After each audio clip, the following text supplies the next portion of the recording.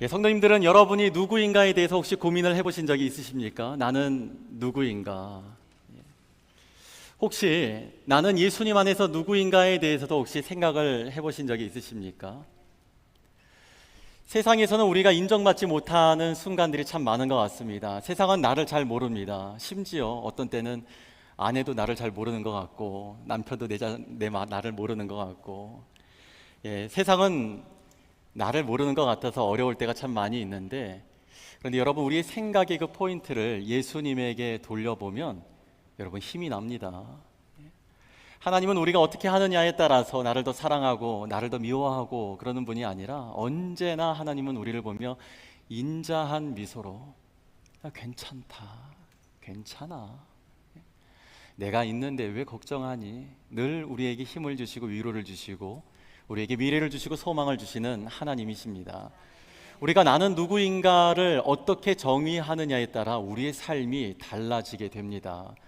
저는 우리 주변을 보면서 이게 나이가 들어가면 들어갈수록 제가 느끼게 되는 안타까운 것들이, 특별히 저는 우리 자매님들을 볼 때마다 늘 안타까운 마음이 있습니다. 혹시 집에서 남편이 내 이름을 자주 불러준다 하시는 분 거수? 자신 있게. 우리 김성수 집사님 그렇게 안 보이는데 그러시는군요. 여기도 그러시고.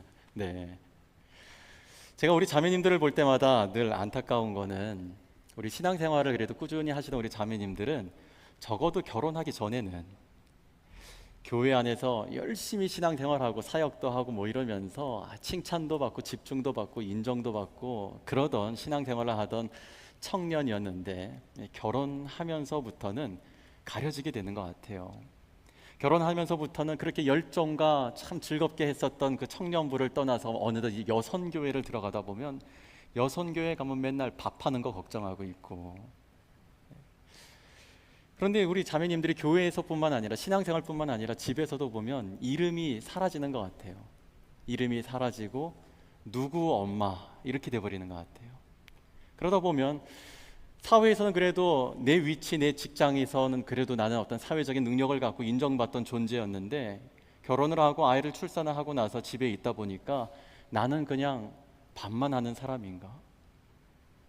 또 그 생각이 깊어지다 보면 나는 평생 밥만 하다 끝나는 건가? 여러분, 근데 그러한 생각을 들어올 때 여러분 스스로를 하나님 앞에 세우셔서 나는 하나님 앞에 누구인가? 하나님은 나를 어떻게 생각하고 어떻게 보시는가를 꼭 여쭤보시기 바랍니다. 여러분, 사실 그렇잖아요. 피할 수 없는 현실이잖아요. 또 우리 자매님들이 밥 안 해주면 우리 아빠들 얼마나 가겠습니까? 근데 우리가 다 그런 것 같습니다. 각자에게 맡겨진 삶을 살아갈 때 자꾸 상황에 비추어서 나를 보면 한순간은 우쭐할 때도 있지만, 더 많은 순간 우리가 참 힘들고 어렵고 내 정체성에 어려움을 갖게 되는데, 그런데 이 현실과 상황 속에 우리를 비춰놓지 않고 하나님 앞에 나를 놓고 보면 무슨 일이든지 주님께서 나를 여기에 두셨고 나에게 것을 맡겨주셨고 나로 하여금 하게 하신다라는 생각이 여러분의 가치를 더 높이 드러내게 될 것입니다. 저는 오늘 말씀을 통해서 우리가 그리스도인이라고 하는 우리의 정체성, 우리의 가치를 한번 같이 생각해 보기를 원합니다. 여러분, 혹시 소외된다라고 하는 게 어떤 것인지 아십니까?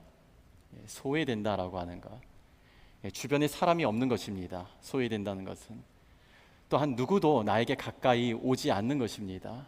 나를 찾는 이도 없고 나를 부르는 이도 없는 것입니다. 그래서 삶이 외로운 것이죠. 여러분이 교회를 왔는데 이와 같은 것을 느낀다라면, 다른 데가 아니라 여러분이 교회를 왔는데 이러한 것을 느낀다면 어떠실까요? 처음에는 뭔가 좀 어색하고 이상할 겁니다. 근데 이것이 반복되다 보면 좀 마음이 슬퍼지고 외로워지게 될 것이고, 또 이것이 계속해서 지속되다 보면 슬슬 기분이 나빠질 겁니다. 그러다 이런 생각이 들겠죠. 아니, 뭐 이런 교회가 있나? 무슨 이런 교회가 있나? 이러다가 결국은 두 번 다시 이 교회는 오고 싶어지지 않을 것입니다. 여러분, 우리 중에 누구도 소외되는 것을 좋아하는 사람은 없을 것입니다. 그런데요, 참 안타깝게도 이 사람이 모이는 곳에는요, 자의이든 혹은 타의이든 불가피 소외되는 사람이 있기 마련입니다. 그런데 더 마음 아픈 현실은 이 교회 안에도 자의이든 타의이든 어떻게 하다 보니까 소외되는 성도가 있다는 것입니다. 저는 솔직히 다수가 일부를 소외시키는 것이 저는 참 싫습니다. 또한 누군가가 소외되고 있는 것을 보는 것도 싫고, 더 죽기보다 싫은 건 제가 소외되는 건 더 싫습니다. 여러분, 제가 특별히 마음이 아플 때가 있습니다. 교회에서조차 서로를 끌어안지를 못하고 편하고 좋은 사람들끼리, 늘 가까운 사람들끼리 교회 바깥에서도 만나는데 그분들이 교회 안에서도 계속해서 그분들끼리의 만남을 이루어가는 것을 볼 때에 목사로서 좀 씁쓸합니다. 좋고 즐거운 사람들은 모일 때마다 반갑고 재미있겠지만 거기에 끼지 못하고 어울리지 못하는 분들이 계속해서 겉돌고 있는 것을 보는 것처럼 마음이 안타까울 때 또한 없습니다. 저는 우리 교회가 어린아이에서부터 장년에 이르기까지 우리 모두가 다 이랬으면 좋겠습니다. 나도 좋고 너도 좋고 서로에게 즐거움과 감동을 주는 그러한 우리 교회로 함께 지어져 갈 수 있게 되기를 바랍니다. 성경에는 그러한 모습을 가진 참 좋은 모델이 있습니다. 그 사람의 이름은 바나바입니다.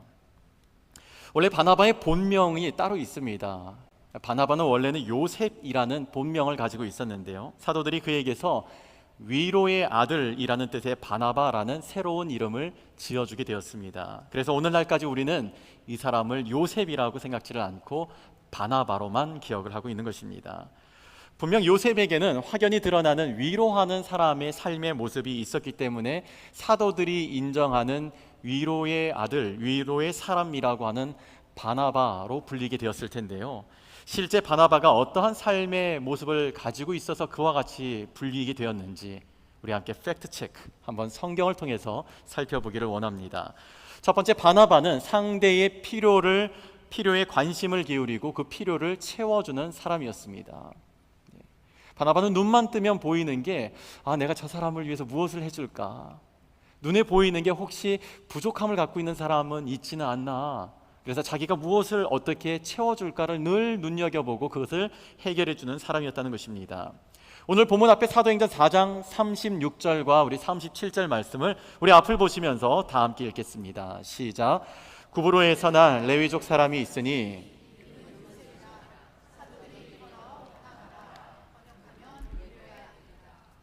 그가 밭이 있음에 팔아 그 값을 가지고 사도들의 발 앞에 두니라. 아멘. 우리가 흔히 말하는 초대교회 성도들은요, 예수님을 믿어 그리스도인이 되었다라고 하는 사실을 숨기지 않았습니다. 여러분, 이것이 얼마나 영광된 일입니까? 우리의 인간의 우리 존재로서는 감당할 수 없는 하나님의 자녀, 하나님의 아들, 하나님의 딸이 되었다라고 하는 건 여러분 정말 기쁜 일이고 일생일대에 자랑하지 않으면 안 될 일입니다. 그렇기 때문에 어떻게 보면은 우리는 이렇게까지 자랑하는 삶까지는 미치지 못하더라도 숨길 이유가 뭐가 있나 싶지만 그렇지 않습니다. 우리가 알고 있는 것처럼 초대교회 성도들은 많은 핍박과 환난 속에서 그들의 믿음과 신앙을 지켰습니다. 그런데 특별히 이 시대에 초대교회 성도들에겐 어떤 문제가 있었냐면요, 그들 스스로가 그리스도인이 되었다, 내가 이제는 예수님을 영접했다라고 선언을 하고 이야기하는 순간부터 그때로부터 유대 사회로부터 모든 경제적인 활동이 금지당하게 됩니다. 잘 다니고 있었던 비즈니스가 문을 닫아야 하고 잘 다니고 있었던 일터에서 쫓겨나게 된다는 것입니다.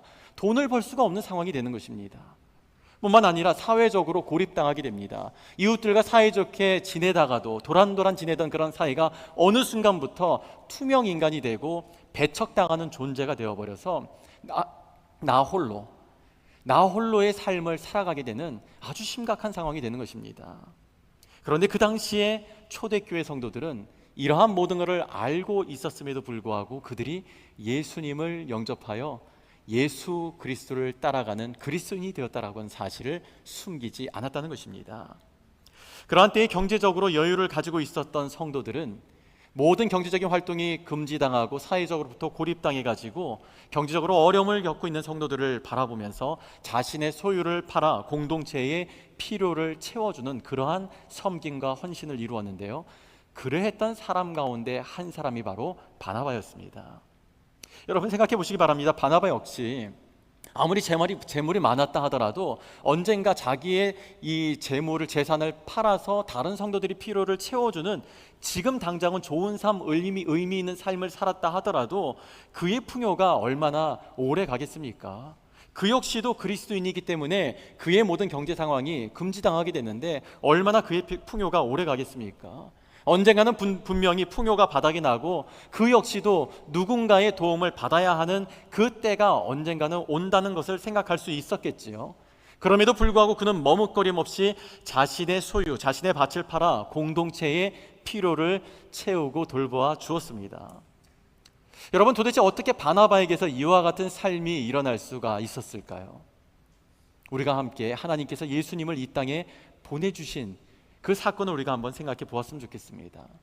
하나님께서 예수님을 이 땅에 보내주신 것은 여러분 다른 이유가 아닙니다. 하나님만 해결해 줄 수 있는, 하나님만이 주도적으로 구원을 주시고 은혜를 주셔야만 해결할 수 있는 인간들의 필요를 아셨기 때문에, 그래서 예수님을, 단 하나밖에 없는 독생자 예수를 이 땅에 보내주셨던 것입니다.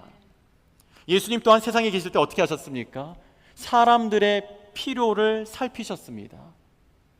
이 당시의 유대인들은 당연하게 부모의 죄가 있기 때문에, 그 선대의 죄가 있기 때문에, 자신에게 하나님께서 물어야 할 죄가 있기 때문에 저렇게 된 것이다, 아들을 잃은 것이다, 그래서 남편을 잃은 것이다, 그래서 병을 얻은 것이다, 모든 불우한 이웃들에 대해서는 긍휼한 마음이 있는 것이 아니라 하나님이 치실 수밖에 없는, 징계할 수밖에 없는 이유가 있는 것이다 라고 생각하여서 누구도 마음 쓰지 않았습니다. 그런데 예수님은 공생이라 하시는 3년 반 동안 어떻게 사셨습니까? 인생의 필요를 가지고 있는 사람들을 눈여겨보셨고 그들을 찾아가셨고 그 필요를 채워주면서 사셨습니다. 우리가 너무나 잘 알고 있는 가나 혼인잔치에 어떤 일이 일어났습니까? 여러 손님들을 초대해가지고 잔치가 일어났는데 그만 포도주가 똑 떨어지게 되었을 때 예수님께서 그 필요를 아시고 물을 떠오게끔 하시고는 물을 포도주로 바꾸어서 그 잔치를 안정적이게 기쁨으로 마칠 수 있게 해주셨지요. 태어날 때부터 눈이 멀었던 사람은 어떻게 하셨습니까? 흙에다가 침을 뱉어서 짓이겨가지고 눈에 바르고 물가에 가서 씻으라고 하시면서 눈을 뜨게 해주셨고, 태어날 때부터 안전뱅이도 그렇게 치유해 주셨습니다. 귀신 들린 아들과 딸을 가지고 있는 아픈 삶을 살아가고 있는 어머니와 아버지에게는 그 사랑하는 아들과 딸에게 들어가 있는 귀신을 내어 쫓아주셨습니다. 하나뿐인 아들을 잃은 과부에게는 찾아가셔서 함께 우셨고 그의 마음을 위로하시며 공감하시며 과부가 가장 원하는 것, 죽은 아들이 다시 살아나기를 원하는 그 필요를 해결해 주셨습니다. 바나바가 상대의 필요에 관심을 기울이고 그 필요를 온 마음을 다해서 돌봐 주었다라고 하는 것은 바로 하나님의 마음과 예수님의 삶을 본받은 것이기 때문에 그와 같이 할 수 있었던 것입니다. 오늘 우리들에게도 이러한 돌봄이 필요합니다. 오늘 우리 주변에도 이러한 돌봄이 필요합니다.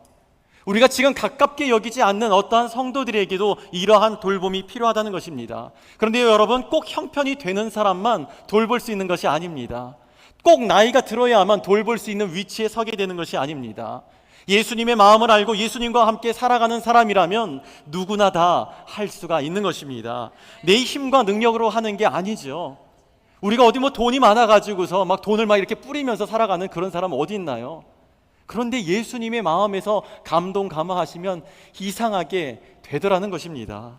예수님이 우리 안에 있으면은요, 감당할 수 있는 힘과 능력과 지혜를 주십니다. 주님께서 주님께서 그 필요를 보게 하시고요, 주님께서 그 필요를 알게 하시고, 내가 또 그것을 어떠한 방식으로 도움을 줘야 할지 지혜를 주시고, 상대가 부담스럽지 않게, 상대가 불편하지 않게 아주 부드럽게 서로의 필요를 돌볼 수 있도록 나를 통하여 하나님께서 일하신다는 것입니다.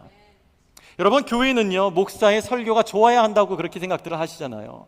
그래서 목사님 청빙을 할 때 성빙 설교를 들어보고서 결정을 하는 그 이유가 무엇입니까? 설교가 좋아야 한다고 생각하기 때문입니다.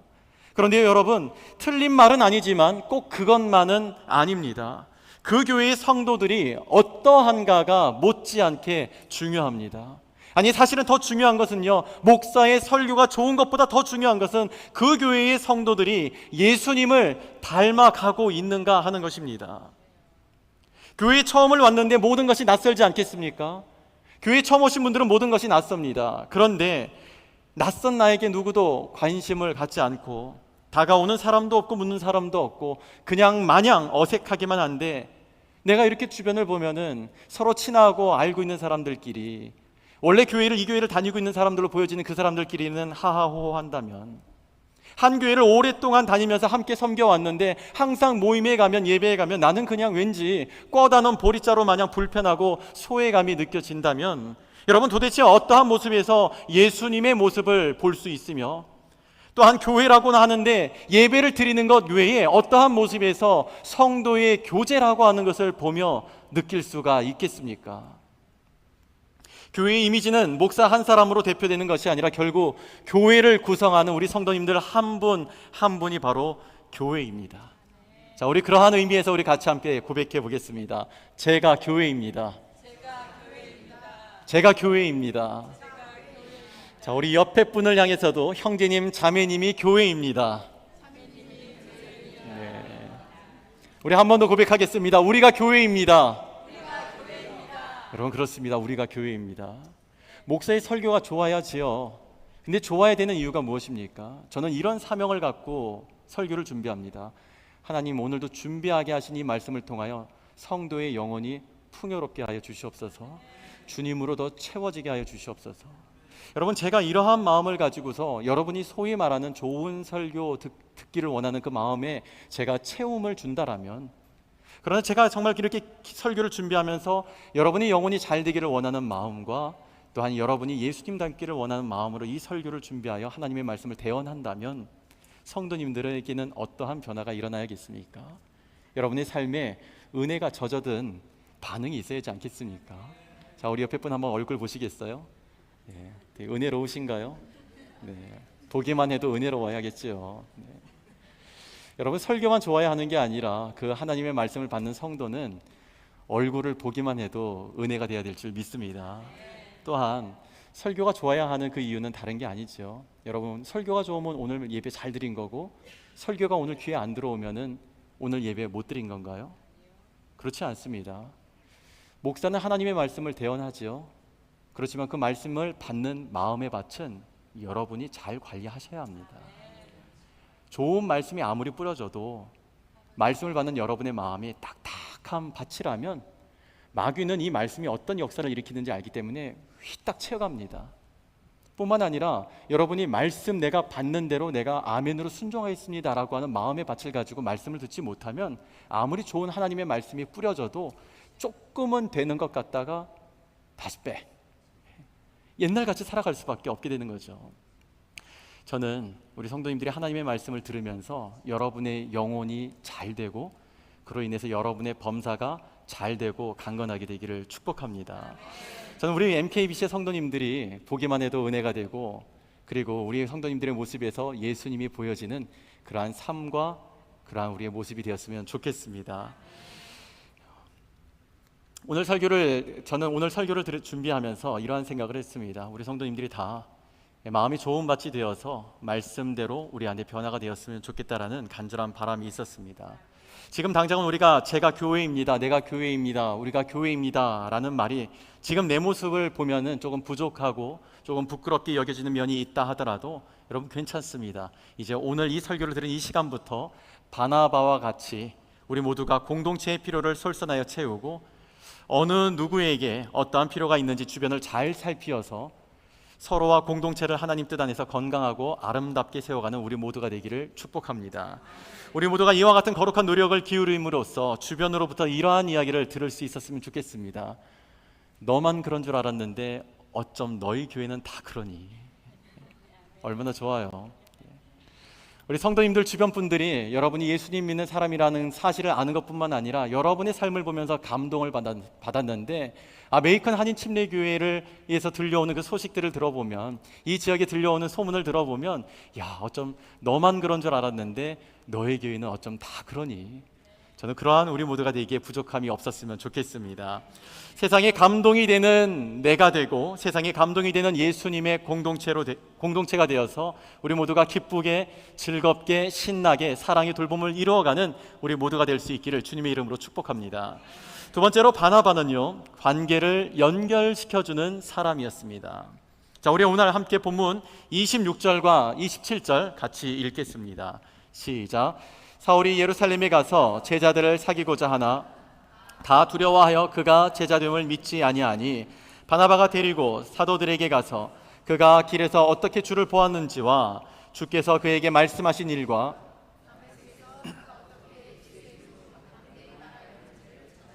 아멘.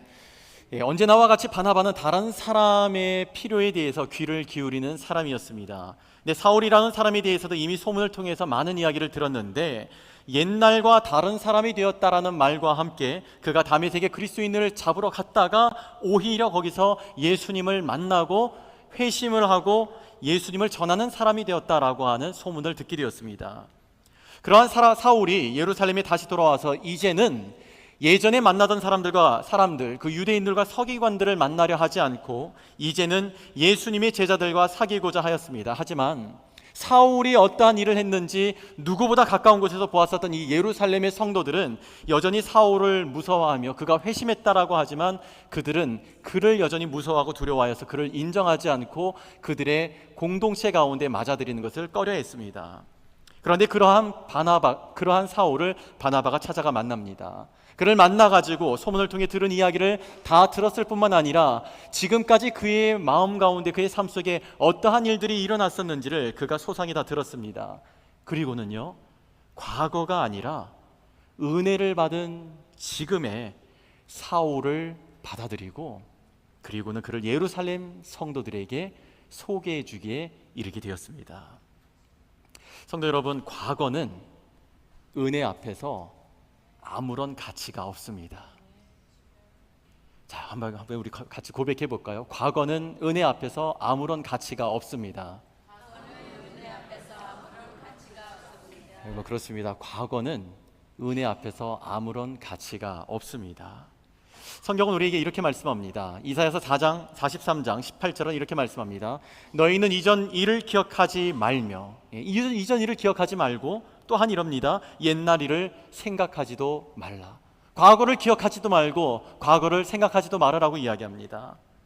또한 이사야서 1장 18절은 이렇게 말씀합니다. 너희의 죄가 주홍 같을지라도 눈과 같이 희어질 것이요 진홍같이 붉을지라도 양털같이 희게 하리라. 과거에는 죄가 있고 과거에는 잘못이 있고 과거에는 결코 인정할 만한 것이 한 구석도 없었지만 모든 것을 새롭게 깨끗하게 했다라고 이야기를 하는 것입니다. 이뿐이 아닙니다. 신약성경에 이르러서는요, 고린도후서 5장 17절은 이렇게 말씀합니다. 자, 우리 함께 앞을 보시면서 제가 읽어드리겠습니다. 그런즉 누구든지 그리스도 안에 있으면 새로운 피조물이라. 이전 것은 지나갔으니 보라 새 것이 되었도다. 그리스도 안에 있으면 우리는 새로운 피조물이 되어서 이전 것이 아니라 우리는 새 것이 되었다고 얘기합니다. 그럼 저는 여러분에게 묻고 싶습니다. 여러분은 예수님 안에 있는 것이 분명하십니까? 그렇다면 여러분 새로운 사람이 되었다는 것을 고백하십니까? 그렇습니다. 우리는 새로운 사람이 되었을 뿐만 아니라 여전히 우리는 날마다 새로워가고 있는 것입니다. 과거는요, 내가 한 일이지만 은혜는 하나님께서 하신 일입니다. 과거는 사람이 한 일이지만 은혜는 하나님께서 한 일입니다. 그러므로 우리 모두가 과거에 붙들려서 과거를 이야기하고 과거를 기억하지 않고 날마다 우리 안에서 일어나는 하나님의 일, 새로운 은혜의 역사를 우리가 함께 바라보고 이야기하는 우리 모두가 되었으면 좋겠습니다.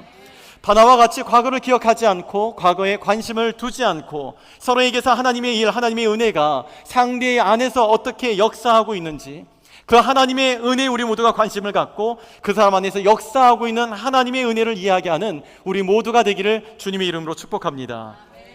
우리 주변엔 이러한 분들이 있습니다. 우리 교회에서는 제가 이러한 분들을 아직 보지 못했는데요, 이분만 있으면은 좋은 관계가 다 깨져요. 이분만 끼면은 좋았던 모임이 다 깨져버립니다. 이가 나는 그런 분들이 있어요. 자기가 싫고 자기가 마음에 안 드는 건데 자꾸 그거를 일반화시켜요. 모든 사람이 다 똑같이 자기 생각대로 좋지 않고 마음에 안 든다고 생각할 때까지 설득을 하다 안 되면 소리를 지릅니다. 좋지 않고 마음에 안 든 것만 이야기하는 그러한 분들이 있죠. 더 좋아지고 나아졌는데도 불구하고 자꾸 안 변한다 이야기하는 분들이 있습니다. 관계를 더 심각하게 만드는 분들이 있고 좋았던 관계를 자꾸 멀어지게 만들어 버리는 그런 분들이 있습니다. 그런데요, 여러분, 성도들은요, 교회를 열심히 다니고 예배만 경건하게 드리는 그러한 사람으로 머물러 있어서는 안 됩니다. 신앙생활과 예배를 통해서 하나님이 주시는 성령과 믿음으로 충만해지는 사람, 날마다 새로운 은혜로 공급받고 날마다 성령으로 날들 새로워지고 날마다 새로운 믿음으로 하나님께 더 나아가는 사람, 그러한 사람이 바로 성도인 것입니다. 그래서 사도행전 11장 24절은 바나바를 이렇게 소개합니다. 바나바는 착한 사람이요 성령과 믿음이 충만한 사람이라. 바나바는 착한 사람이요 성령과 믿음이 충만한 사람이라. 여러분, 그렇습니다. 바나바는 성령과 믿음이 충만한 사람이었습니다. 그러니까 예수님의 마음으로 서로의 필요를 볼 수 있었고 또한 예수님의 마음으로 그 필요들을 채워줄 수가 있었던 것입니다. 성령과 믿음이 충만하였기에 지난 과거에 주목하지 않고 하나님의 은혜에 주목하여서 하나님께서 상대 안에서 일하시는 것들을 보고 이야기할 수가 있었던 것입니다. 성령과 믿음이 충만한 사람에게서는 그러한 변화들이 일어나는 것입니다. 여러분, 이러한 사람이 교회에 있다면 이 교회는 어떠한 모습이 될지 한번 생각해 보시기 바랍니다. 우리 자신들이 바나바와 같이 된다면, 그리고 우리 교회 성도님들이 이 바나바와 같이 믿음과 성령이 충만하여서 하나님께서 서로에게 하시는 일들을 보면서 이야기하는, 그리고 하나님께서 정말 채워주고 돌봐주기를 원하시는 그 일들을 감당하는 성도들로 우리 교회가 가득 찬다면 우리 교회가 어떠한 모습이 될까요? 아마도 우리의 그러한 삶을 보면서, 우리의 교회의 이야기를 들으면서 마음에 깊숙이 들어오는 감동이 있지 않겠습니까? 나와 우리 교회를 보면서 우리의 이웃들은 예수님을 느끼게 될 것이고, 나와 우리 교회를 보면서 우리 주변의 사람들은 예수님을 보게 될 것입니다. 나와 우리 교회를 보면서 하나님을 알고 싶어지게 될 것이고, 나와 우리 교회를 보면서 구원에 관심을 갖게 되며 우리처럼 한번 살아보고 싶다라고 하는 새로운 열망과 소망을 갖게 되지 않겠습니까? 저는 우리 모두가 바나바와 같이 하나님 나라와 영광을 위해서 서로를 소개해주고 또 서로를 이어주고 서로를 주님 안에서 화목하게 하는 성령과 믿음이 충만한 성도의 삶을 살아갈 수 있게 되기를 축복합니다. 현재 내 모습을 보면 나는 아닌 것 같다고 생각될 수 있겠죠. 우리 형제님들 자주 하는 말이 있잖아요. 나는 아닌 것 같고 우리 아내가. 찬양대 한번 하시죠. 그러면 저는 아닌 것 같은데 제 아내는. 나는 아닌 것 같다라고 생각을 하고, 나는 아닌 것 같아서 그냥 옆에서 하면 제가 열심히 도와줄게요 라고 이렇게 생각하시는 분들이 많이 계실 것입니다. 그런데 여러분, 그렇지 않습니다. 하나님은 나는 아닌 것 같아서 도와주는, 옆에서 그냥 보이지 않게 도와주는 그 정도로 우리를 창조하지 않으셨습니다. 또한 나는 아닌 것 같아서 평생 아니게만 살게 하려고 하나님께서 그 정도로 우리를 구원해 주신 것이 아닙니다. 바나바와 같이 성령과 믿음이 충만하게 되면 우리는 세상에 감동을 주는 삶을 살게 될 것이고, 나와 같은 성도들이 모여있는 우리 교회는 분명 세상에 감동을 주는 하나님이 드러나는, 예수 그리스도가 머리가 되시고 하나님이 주인 되신 교회의 모습을 드러내게 될 것입니다. 제가 지금까지 사역을 하면서 다양한 연령의 성도님들을 경험해 보니까요, 대부분 신앙생활 참 열심히 하고 싶어하고 좀 뜨겁게 나도 뭔가 섬기면서 하고 싶다라고 하는 열망을 다들 가지고 계시더라고요. 그런데 그 많은 분들이요, 그러한 기회를 갖지 못하거나 그 기회를 열어주는 어떠한 사람을 만나지 못해서 이러한 저러한 이유 때문에 그래서 항상 마음만 있지 교회를 겉돌고 교회에 마음을 붙이지 못하고 늘 그렇게 오가기만 하다가 결국은 내가 여기에서는 별로 쓸모가 없는 것 같아서 다른 교회 가는 게 낫지 않나 해서 옮기시는 그러한 분들을 참 많이 보았습니다. 그런데 여러분, 저는 좀 그런 안타까움이 있습니다. 주변에 바나바와 같은 믿음의 사람만 있었어도 서로를 공동체에게 소개를 해주고 또 사역팀과 서로를 이어줄 수 있고 서로가 가지고 있는 그 성령의 은사를 소개해 줄 수 있고 이어줄 수 있고 함께 할 수 있는 바나바와 같은 믿음과 성령이 충만한 사람이 주변에만 있었어도 달라지지 않았을까라는 안타까움을 갖습니다. 또한 모나고 찌르든 고슴도치 같은 그런 분들도요, 사실은 표현이 조금 거칠어서 그렇지 다가가서 이야기를 나눠보고 시간을 가져보면요, 사실 그 어떤 분보다 순수하고 뜨거운 사랑을 가지고 있는 것을 발견할 수 있기도 합니다. 여러분, 우리가 다가가서 귀를 기울여 보지 않으면, 이야기를 나눠보지 않으면요, 보는 것만 가지고 이야기합니다. 보는 것이 사실이 아닐 수도 있잖아요. 그런데 우리는 보는 것만 가지고 이야기를 하게 됩니다. 그러나 바나바와 같이 다가가서 이야기를 나눠보면 하나님께서 그 사람 안에서 이루어 가시는 은혜의 일들을 보게 되고 들을 수 있게 되는 것입니다. 사랑하는 성도 여러분, 마음에 잘 맞고 좋은 사람하고만 어울린다면 여러분, 우리가 지금 모여 있는 이곳이 예배하는 것 외에 우리를 교회라고 할 수 있는 다른 어떠한 이유를 찾을 수가 있을까요? 바나바는 다른 사람들이 뭐라 하건 소외되고 외로움을 겪는 이들의 필요를 살폈으며 최선을 다해서 채워주었습니다. 바나바는 찾아가는 사람이었고, 바나바는 들어주는 사람이었고, 무엇보다 바나바는 하나님께서 그 사람 안에서 일하시는 것을 보고 그 은혜의 일들을 또 다른 누군가에게 이야기를 해주는 그러한 사람이었습니다. 저는 오늘 설교를 준비하면서 이러한 마음으로 기도하고 결단하였습니다. 성도 여러분, 제가 우리 교회의 바나바가 되겠습니다. 우리 성도님들도 함께 바나바가 되어 주시겠습니까? 우리 교회의 사명 선언은 이렇습니다. 진리 안에서 자유하고 말씀으로 변화되어 세상에 감동을 주는 예수님의 사람들. 저는 우리 모두가 이러한 우리 교회의 사명 선언대로 우리 모든 성도님들 진리 안에서 자유하시고 말씀으로 변화되어 여러분 주변에 복음에 감동을 주는 예수님의 사람들, 예수님의 교회로 우리 모두가 함께 지어져 갈 수 있게 되기를 살아계신 우리 구주 예수 그리스도의 이름으로 축원합니다.